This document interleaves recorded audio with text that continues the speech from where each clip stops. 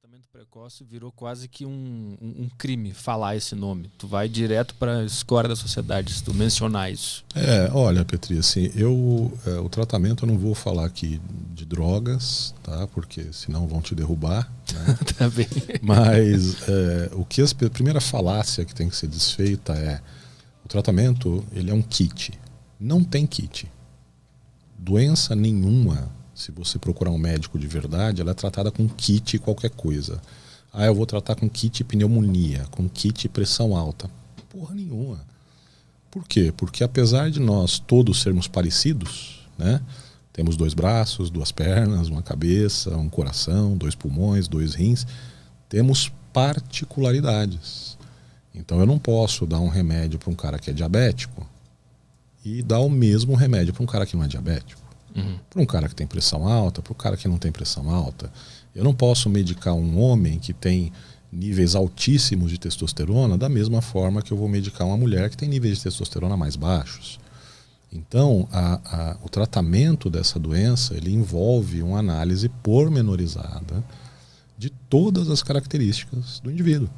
É homem, mulher, fuma, não fuma, tem pressão alta, não tem, toma anabolizante, não toma, é mulher, mas faz reposição de testosterona, aquele creminho que a mulherada gosta de passar. Então são vários elementos que o médico ele tem que capturar na história do paciente para daí fazer uma prescrição individualizada. E a gente sabe que se a gente faz isso quanto mais rapidamente, melhor é o resultado do paciente. Óbvio, existem variações. Então, por exemplo, aqui no Brasil nós tivemos a tal da cepa P1, que foi a que pegou Manaus, né, que devastou aí a cidade. Era uma cepa muito agressiva. Então, mesmo com tratamento adequadamente, a gente tinha trabalho para segurar o paciente. Já outras cepas, como a Delta, aí, que aterrorizou o mundo inteiro, aqui no Brasil ela não está fazendo cócega. Entende? Por quê? Porque existem as particularidades. O europeu tem um background genético de resposta imunológica que não necessariamente é idêntico ao do brasileiro. Por quê? Porque a gente é exposto ao longo da vida a fatores ambientais diferentes do europeu, do americano, do australiano e por aí vai. Então por aí você tira o quanto de informação o médico ele tem que capturar do paciente para poder fazer uma prescrição individualizada. Então não existe kit. Existe um tratamento introduzido da forma adequada e no tempo adequado. Volto a te dizer, se você tiver com apendicite e for operado nas primeiras 24 horas, você vai para casa geralmente com 2 dias, com 3 dias você nem lembra mais se você foi operado.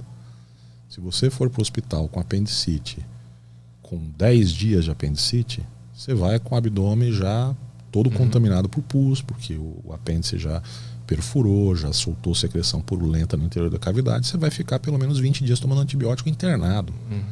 Mas por que o conceito do tratamento precoce foi rejeitado dessa forma tão agressiva?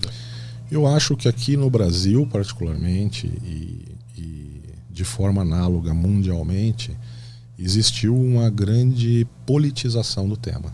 Por quê? Porque aqui no Brasil nós tivemos o presidente da República defendendo uma das medicações que outrora fez parte do tratamento, que era a tal da hidroxicloroquina.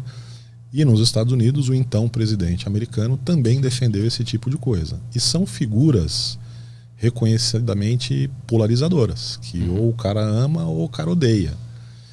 Então, eu acredito que simplesmente pelo fato do camarada defender isso, ele jogou a medicação na lista negra. E as pessoas que defendem o uso da medicação automaticamente foram juntos e são rotuladas, né, como defensoras desse ou daquele partido. Veja, o tratamento com essas medicações, muitas delas nem fazem mais parte, porque já se descobriram coisas melhores.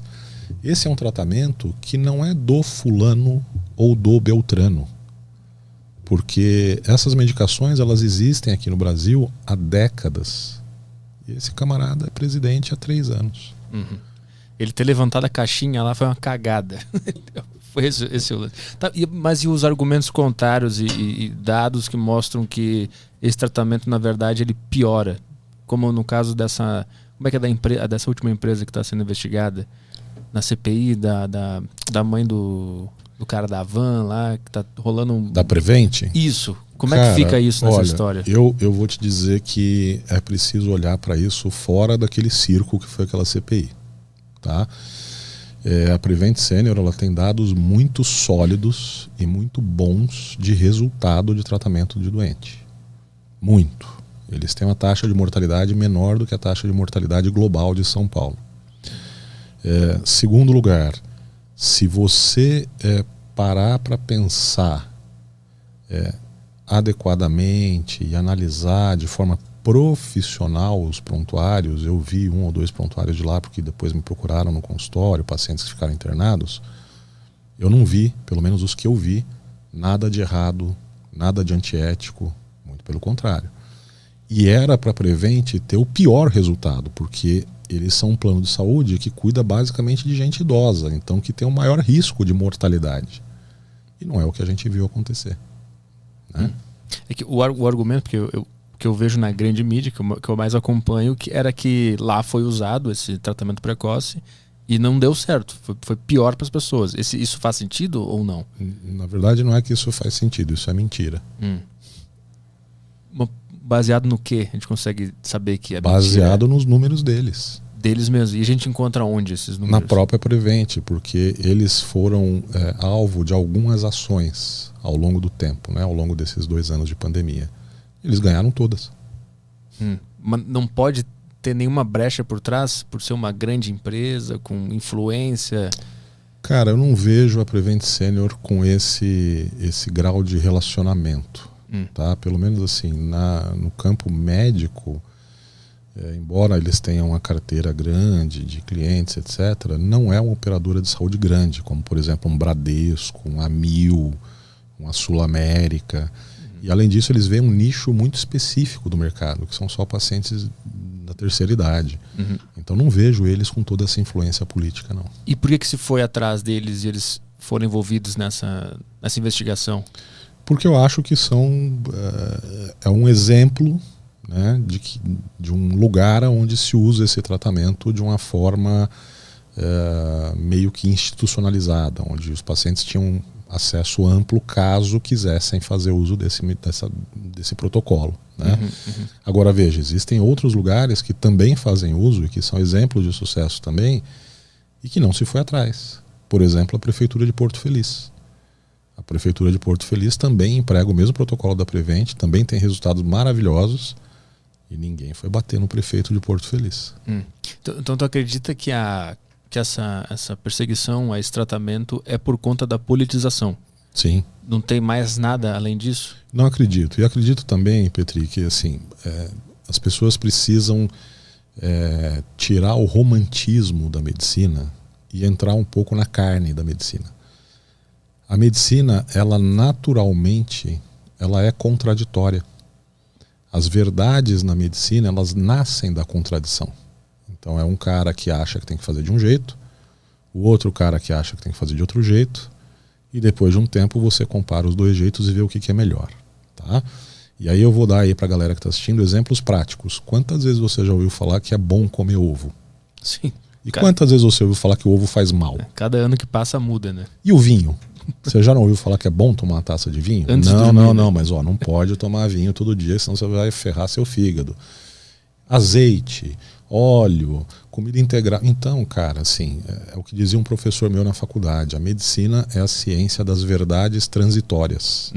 Então, o que é verdade hoje, amanhã pode surgir um novo estudo e falar, nós fizemos muita cagada, nada disso pode ser feito, vamos para outro lugar. Porque é assim mesmo. Não é? A gente vai construindo o conhecimento, igual quando a gente é criança. Você tenta levantar, ficar em pé numa perna só, você cai, você vai fazer o quê? A próxima vez que você levantar, você vai ficar em pé nas 2 pernas. Porque você vai aprendendo com o erro. A medicina é igual. Então, o erro, ele faz parte do processo de aprimoramento da medicina. É um evento não desejado, tanto é que a gente tem 1 milhão de mecanismos para controlar e para minimizar isso, mas acontece. E o que é importante? O importante é você aprender com o erro e não voltar a cometê-lo. Agora, o que está acontecendo hoje em dia é que a gente está vendo acertos que não são reconhecidos.